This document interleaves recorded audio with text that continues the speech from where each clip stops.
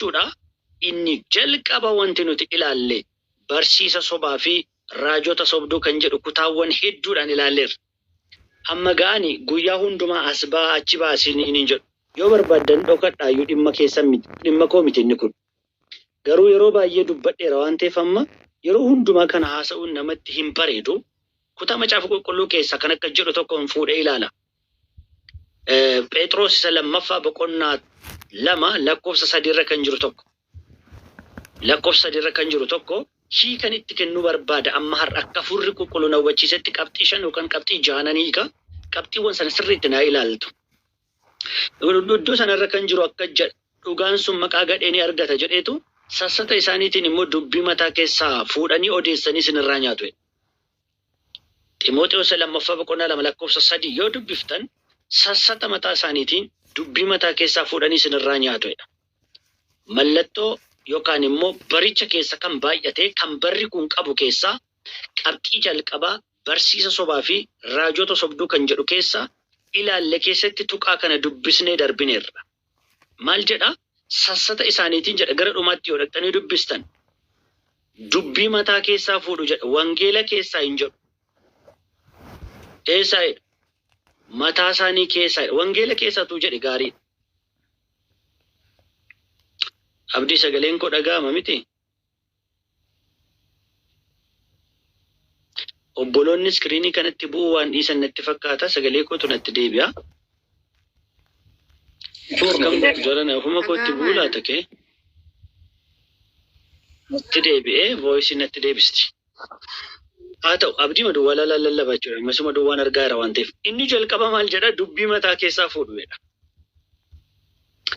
Gadi dhuftanii kutaadhuma kana Galaatiyaa boqonnaa 1 lakkoofsa 7 yoo dubbiftan immoo namoonni baay'een dubbii Waaqayyoo namoonni baay'een jedhetu isin wallaalchisuudhaaf wangeela Kiristoos galagalchuudhaa barbaadan tokko jiru. Warri silaa dubbii mataa keessaa fuudhu, warri lammaffaa kun immoo wangeeluma galagalchuudha. Sirriitti naa qabadhaa obboloonni.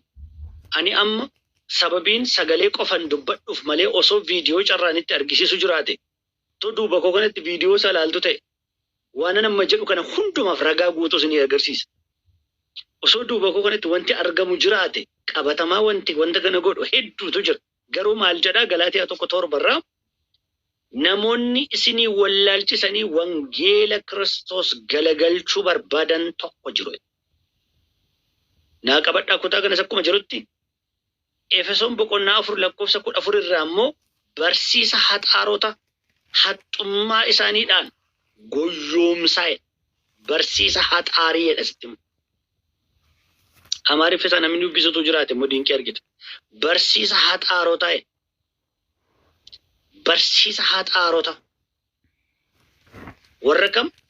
Warra haxaarii ta'an, warra abshaalummaadhaan dubbatan, warra ogummaadhaan dubbatan, warra jechoota filatanii dubbatan. Maaf kana dubbisaa jira yoo jettan qoyaatti deema. Ittan deema. Kutaa nama barbaadu tokko bira. Ximootewoos 1 boqonnaa 4 lakkoofsi 1 immoo akka jedha namoonni tokko hafuura wallaalchisoo fi barsiisa hafuura hamoota duukaa bu'anii. Hafuura wallaalchisu jedhanni kun immoo Ximootewoos dura boqonnaa 1 lakkoofsa 4 immoo boqonnaa dura boqonnaa 4 lakkoofsa 1 immoo barsiisa haxaarummaatu jira. Hafuura wallaalchisutu jira jedhanni kun. Hafuura wallaalchisu. Hafuura qulqulluu hin jedhu. Hafuura wallaalchisu jedha malee. Amma gaa namni hafuura qulqulluu isa dhugaa hin qabne akka salphaatti wallaalchifama. Namni hafuura qulqulluu isa dhugaatti hin dhaabanne akkuma salphaatti wallaalchifama. Indaama amma waldaa keessaa wanni nuti rakkanne waan isin rakkattan namni hundumtuu waanan arga jedha yoo ta'e Waaqayyo biraati jennee fudhanna akkuma salphaatti. Akka seexanni waa namatti argisiisuu dagannee jechuudha. Nu jalaa baddee akka namoonni tilmaamanuu dagannee jechuudha. Inni ammaa kun garuu haxaarummaa qabaa jedha. Haxaarii. Maal qaba? Haxaarummaa of keessaa qaba jedha. Mee barsiisota sobaa kana akkamittiin barsiisota sobaa ta'uu isaanii beekna yookaas immoo mallattoomti barsiisa sobaa isa jechisiisu iyyuu maali? Mee qabxiiwwan jiran tokko haa ilaallu bara kana keessa. Inni jalqaba lakkoofsa A jettanii Barsiisa sobaa keessa jettanii ni jalqabaa tokko kan bare kana baay'ate addunyaa ammaa kana keessa ka jiru. Keessumaa kutaawwan amma isinii dubbise wajjin kan isin fudhattan isa jalqaba gaafan isinii dubbise akka jedhe Phexros lammaffaa boqonnaa 2 lakkoofsa 3 irratti mataa keessaa fuudhaniitu isinitti himuu jedhe. Eessaa fuudhu jedhee obboloonni wajjin dubbadha warri gasteera jirtan kun. Abdii jiru yoo ta'e itti naa dubbadhu yoo hin jiran ta'e gad na harcaasta. Hin buufta lafa ta'anii jala jechuudha. Waan nama ajaa'ibu jettanii wangeela dubbachiisuuf yaaluutu baay'ate. Tokko yookaan jettanii barsiisa sobaa keessa wangeela dubbachiisuuf yaalu. Daraa Waaqayyoo gooftaa keessanii qalbiidhaan naa qabadha dubbiin amma jedhu kan. Bara nuti amma jirru kana keessa barsiisi dogoggora akka baay'atu qabxiin taasise inni tokko wangeela dubbachiisuuf yaaluudha. Irraan deebi'a. Wangeela dubbachiisuuf yaalu. Wangeela dubbisanii lallabuu caalaa wangeela dubbachiisu. Wangeelli hin dubbata baay'ee. Jarri garuu wangeela dubbatu kana isanni dubbatu dhiisanii isanni hin dubbanne dubbachiisuu barbaadu. Akkasittan isinitti magaalaa masa kanas akka naa galee. Wangeela dubbachiisu. Mee dubbadhaa isinii barreessaa wangeela dubbachiisuu jedhaati. Jarittiin kun hin jirtu namni tokko jala hin jiru rakkanne sila. Waan wangeela keessa hin jirre kana wangeela keessa galchanii isinitti himu. Argintu wangeelli dubbata jedhanii jechuudha. Hin dubbatu garuu wangeelli hin caafamne. Wangeelli hin beeku amma hundam muuvimentii tokko argaa jirtu yoo ta'e miidiyaa kanarratti waan hin barreeffamiin wanta hin taa'in amantaa wajjin kan waliin fakkaatiin waan wangeela dhugaa kana keessa hin jirre waan macaafi qulqulluun seera godhee bu'uura godhee waaqeffannaa godhee lafa hin keenyatu addunyaarra guutame. Waan hin barreeffamiintu dubbifamaa oola. Galagalchanii dubbisanii jedhu iddoo tokkotti immoo keessa ba'anii. Dhugaa wangeelarra jiru sana osoo hin hubatiin waan caafamee jiruuf waan hin caafamne osoo hin dubbatiin gargar baasanii osoo hin beekin akka wanta wangeelli dubbatu taasisu. Sirriittan keessaa baasee isinitti hima yaa obboloota ko. Mataa keessaa fuudhanii jedha macaafi qulqulluun sila gaafa dubbatu. Wanti baay'ee nama ajaa'ibu garuu dubbiin dhugaa tokko kan isin sirriitti naa beekuu qabdan wanta Waaqayyo hin jedhin jedheera jedhanii kan lallaban lakkoofsan qaban. Waan wangeela 66 keessatti hin caafamne caafame kan isin hin jedhan. Amma wangeela qulqulluu barraa irra kan namoonni barreessan dubbisanii lallabuutu salphate. Sirriitti naa dhaggeeffadhaati namichi nun. Ilaa namichoo sirriitti naa dhaggeeffadhu obboleetti na. Kan namoonni ta'e barreessan kitaaba namoonni ta'e tokko barreessanii lafa kaa'an akka wangeela keessa jiruutti keessa galchanii dubbisu makmaaksotaaf hiibboo garaagara wangeelliyyuu akkana jedha jechuutu baay'ataa jirama. Jajjabaadha Waaqayyo gaariidha. Waan hin barreeffamiintu wangeela keessa jira jedhan isinitti himu. Kan hin dubbatiintu dubbatee ture jedhan isinitti himu. Isa inni dubbate garuu dhiisaniiru. Isa caafame garuu dagataniiru. Isa hin caafamin lallabuutu salphata. Fakkeenyuma gabaabaan isinitti hima.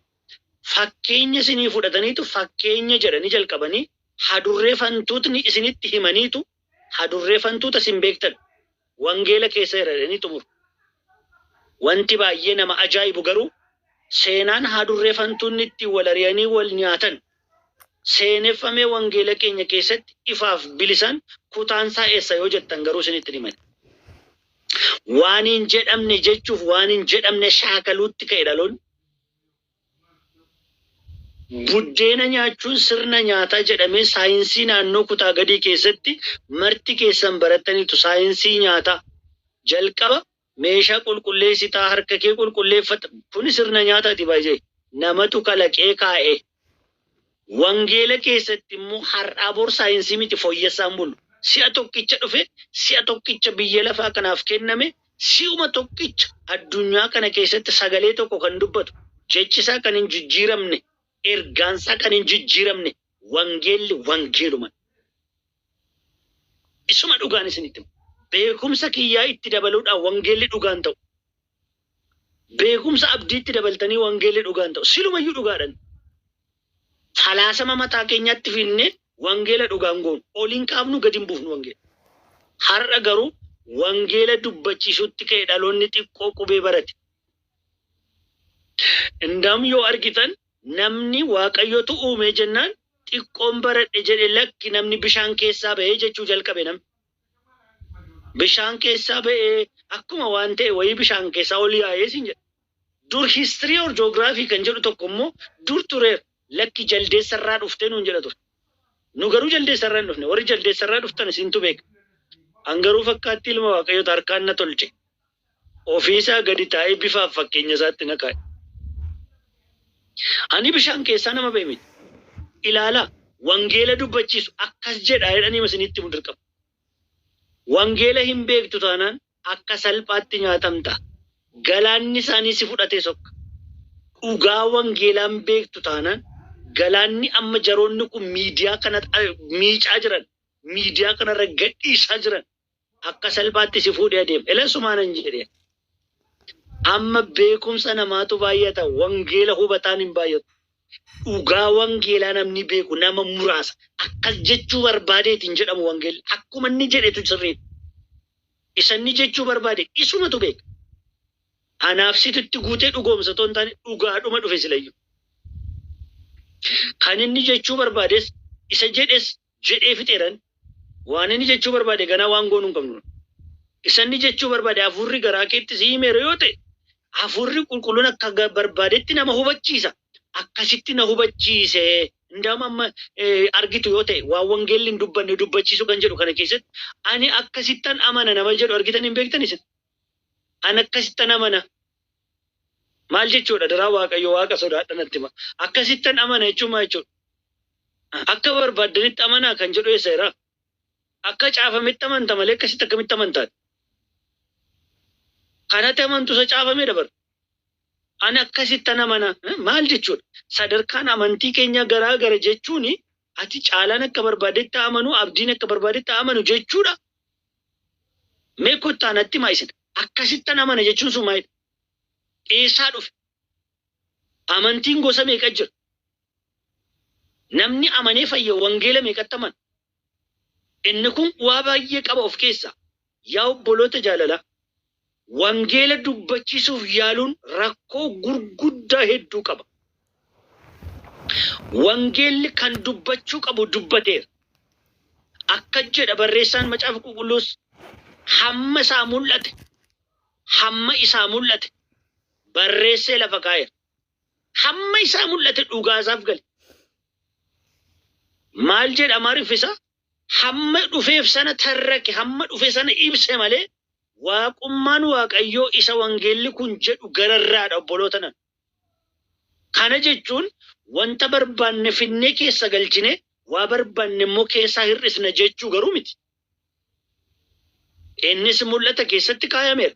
Itti dabaluun isaa ta'u irraa hir'isuun yakka akka ta'e firdii akka namatti fidu.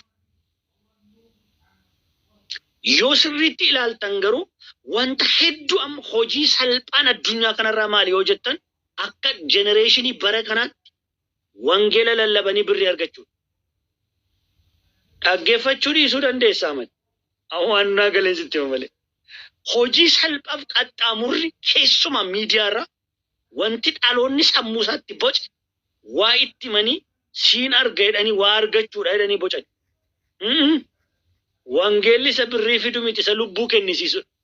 Kennee fudhatta wangeelli lubbuu. Lubbuu kennitee dhuma fudhatta malee lubbuu si keessatti hin eegu wangeelli. Eessaa fiddee onaan jette sittan hima. Namni lubbuu isaa kana tokkitti dabarsee kennu inni lubbuu isaa oolfata dhamee caafameera. Inni lubbuu isaa mararsiifatu garuu ishee mararsiifatu iyyuu hin dhabaayedha wangeelatti. Ana miti kan jedhu. Hin kenna yoo ta'e hin oolfata. Oolfachuu barbaada yoo ta'e immoo hin dhabaa jedha. Macaafa qulqulluun dubbisee. Kennaniitu oolfatu malee lubbuu of keessatti buddeena sooranii eeganii mootummaa waaqatti galu miti. Inni kun hin caafamu. Lubbuu kennaniitu lubbuu oolfatu macaafa kana keessa. Dubbii waaqayyoo kana yeroo sirriitti gadi fageessinee ilaallu garuu wangeela dubbachiisu har'a addunyaa keenya keessa nama kumaaf kitila. akka wangeelli dubbatu dirqaman akka wangeelli kana jedhu dirqaman wangeelli yaada namootaa miti jarana yaada waaqayyooti wangeelli የእግዚአብሔር እስትንፋስ ነው hafuura waaqayyooti wangeelli jecha fiixee arraba waaqayyoo irra bahe jecha hojiiti wangeelli wangeelli guutummaa waaqayyoo argisiisa agarsiiftuu waaqayyooti daandii riqichi dhalli namaa ittiin waaqayyoon beekudha wangeelli yoo gadi fagaattanii ilaaltan immoo wangeelichumti mataansaa waaqayyo guutummaa guutuun karanni ittiin ala namaatti ofiisaa of mul'isa akka ta'e Qolaasiyaas immoo lafa kaa'eera inni immoo Yesuus Kiristoos jedhee ibse Yohannis yoo dhaqxan immoo sagaleetu foon uffate jedhee lafa kaa'e Qolaasiyaas immoo karaa ittiin inni tokkicha ilmasa fakkaattiin waaqayyo mucaa namaatti of mul'isedha jedhee lafa kaa'e Yohannis immoo sagaleetu foon uffatee garaa dubartii keessa bu'ee dhalate jedhee lafa kaa'e ilaala garaagarummaa kana gidduu jiru yaada namoonni bixxilanii hanqaaqan miti wangeelli kan namoonni dirqamaan shaakalanii fidan miti wangeelli wangeelli dubbii afaan waaqayyooti dubbadha barreessa jala kanatti wangeelli dubbii afaan waaqayyooti dhaati amma wangeela dubbachiisuu baay'ata lafa kamiyyuu yoo deemtan waltajjii kamiyyuu yoo deemtan kan wangeela dubbachiisan amma ndaam istaayiliin waaqeffannaa dirqama dubbata jechuudha wangeelli isumatti jettetti walii gala jechuudha akkasitti yaaddi wangeelli dubbii afaan waaqayyooti kan heerrisaaf seerrisaan jaallanne wangeela nama eegutu harca wangeelli jedherra nama deemetu jiraata malee akka barbaade nama jiraate wangeelli eeyyama nama jedhe jiraata miti wangeelli dubbii afaan waaqaati jarana የእግዚአብሔር እስትንፋስ jecha waaqayyo ittiin waa'ee koof waa'ee kee otootiin dhalatiin dura caafe macaafni caafaman waa'ee koof waa'ee kee laallatu wangeel akka jedhe Daawit otoon anin dhalatiin dura guyyoonni koo macaafe kee keessa jiru dhaggeeffadhu macaafan sittaasa osoo anin dhalatiin dura guyyoonni koo macaafa kee keessatti caafamaniiru barri ati jiraattu guyyaan ati jiraattu daqiiqaan ati jiraattu sekondiin ati jiraattu macaafa waaqayyoo keessatti caafamaniiru guyyoonni keenya erga dhumamanii booddee nuti dhalanne seenaan addunyaa kanaa ifa wangeela keessa kaa'ame yaa obboloota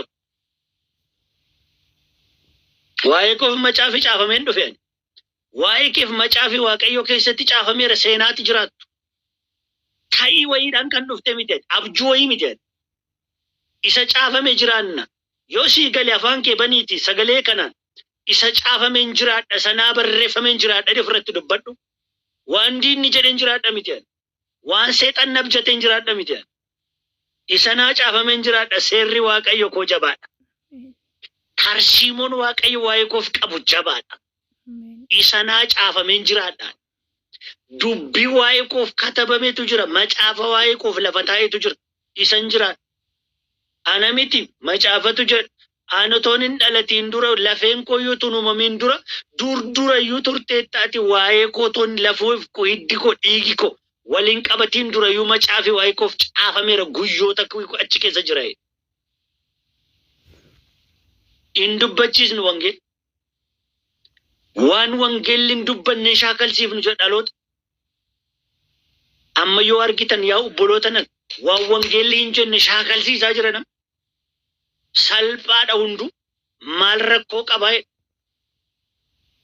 argitan yoo ta'e maal rakkoo qaba hiriyaa keessan keessa nama akkasii meeqa qabdu laatamusi maal rakkoo qaba namee maal rakkoo qaba maaluma rakkoo qaba siin jedha maaliif wangeela dubbachiisuurraa kan ka'e wangeela haasofsiisuurraa kan ka'e even dhugaadhaan ammani waa'ee sooshaal miidiyaa kanarra jiruuf hin dubbadhuuf malee wanti nama ajaa'ibu falaasamni namoonni tokko fidanii miidiyaa kanatti achi as baasan mataa nama tarsaasa mataadhuma nama tarsaasan isiniin jedhe akkamitti kun dubbatame isin jechiisa yaaduma mataa isaanii fidanii miidiyaa kanarratti dhoobu yookaan hawaasa gidduutti dhoobu yookaan iddoo aarsarratti dhoobu dhaloonni ittiin burjaaja